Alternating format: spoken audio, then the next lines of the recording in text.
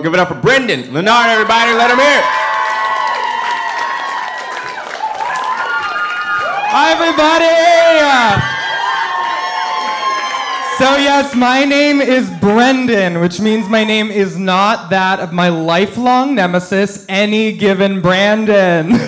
I do get upset when people call me Brandon because you are messing up both vowels of my name, so that is the equivalent of being like, you know who hasn't been in a movie in a while? Who? Kamran Diaz. Oh my God, I miss Kamran. What happened to her? You know, she did her best work in being Joan Milkovich. So a little bit more about me. I am a Taurus sun, Cancer rising, Virgo moon. So that's why. Yeah, it seems that astrology is becoming more popular. I was actually at a bar the other day and I overheard two bros and they were kind of going at it, and I heard one of them say to his buddy, he goes, do, shots, Scorpio! And I'm like, is that a good thing? Do we want more of that? Like next to like the Super Bowl, you're gonna overhear the announcer be like, well, Bab, the Patriots are favored today because the Broncos' moons are fucked. But then again, Tom Brady does famously underperform when Mercury is in retrograde. So the holidays are upon us. I went home recently for Thanksgiving. I am from the North Shore of Massachusetts. Great, yeah. It was founded by the Irish immigrants who came to Boston and were like, oh, remember how sad and dull Ireland was? Like, let's go fish.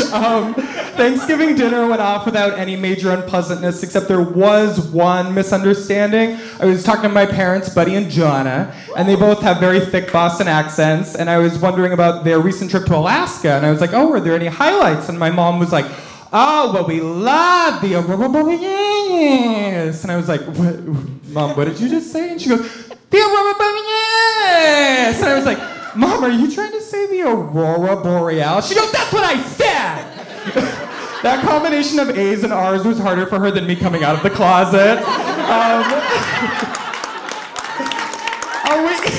A week later, she actually called me and she goes, Brent, I heard about this eliminate the A words, and I'm all for it. And I'm like, Mom, no. That's about not saying the word retard. And she goes, that's just one of them. I'm getting rid of them all. But yeah, I am what is called gay. Look it up. I was actually born limp wrist first. As in, get me out of here.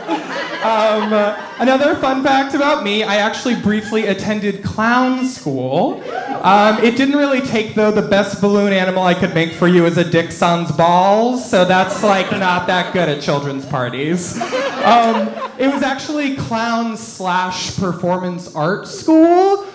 Just to give you an idea of that, a class that we had, one was called Embodied Presence, and an assignment was we had to tie our shoes as neutrally as possible. And if any of our classmates got any like big emotion or sense of story from us doing that, we had to stop and start over again. So I was on my like double dozenth time doing this, and one of the guys in my class stopped me and goes, you know, I'm just really getting this like deep-seated frustration when you do the under-over. And I was looking at him like, you don't say!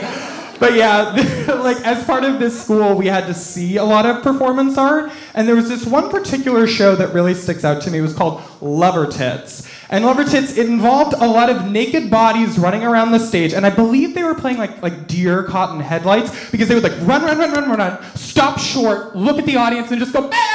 And that went on for a cute, hot hour. Then, like, instead of an intermission to offer some sort of respite from that, they had a woman come out and she took center stage. She had this very regal pose, and she was wearing a Revolutionary War jacket, like colonial shoes and like long socks, and then absolutely no pants, full bush out. And she's standing like this, and she says, hello, I am Jenna Ben Franklin, and I will now read from the Constitution of the United States. And I'm sitting there thinking to myself, I can't remember what my rights are at this point, so I'm like really open to this. So then she's standing there, and like a moment passes, and then I go, wait, where's the Constitution? At that very moment, her hand flexes and dives downward and yeah, you know where it's going. And so what she does is she reaches up inside of herself to find the Constitution, and the audience is doing what you're doing. We're all very nervous. We don't know what to do right here. But then, like, her fingers are trembling, and then Jenna Ben's face goes white, and it becomes apparent that something has gone terribly, terribly wrong. And the poor thing turns around and shuffles to the back of the stage. Her fanny is trembling, and she proceeds to rummage through herself, trying to find the Constitution. The audience is rolling in the aisles. We don't know how to support what's going on. Finally, after a full 5 minutes, people, she turns around and with clenched thumb and index finger comes back to the front of the stage and slides the Constitution out from herself. I have never been to a Super Bowl, but the response from the crowd rivaled a touchdown of maximum proportions. Then she unscrolls the parchment, and it is instructions on how to skin a rabbit. Obviously.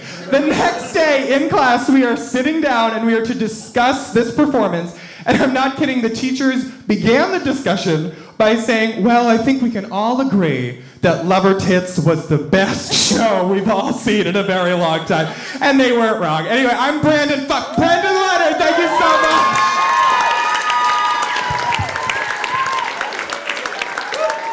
Brandon Leonard!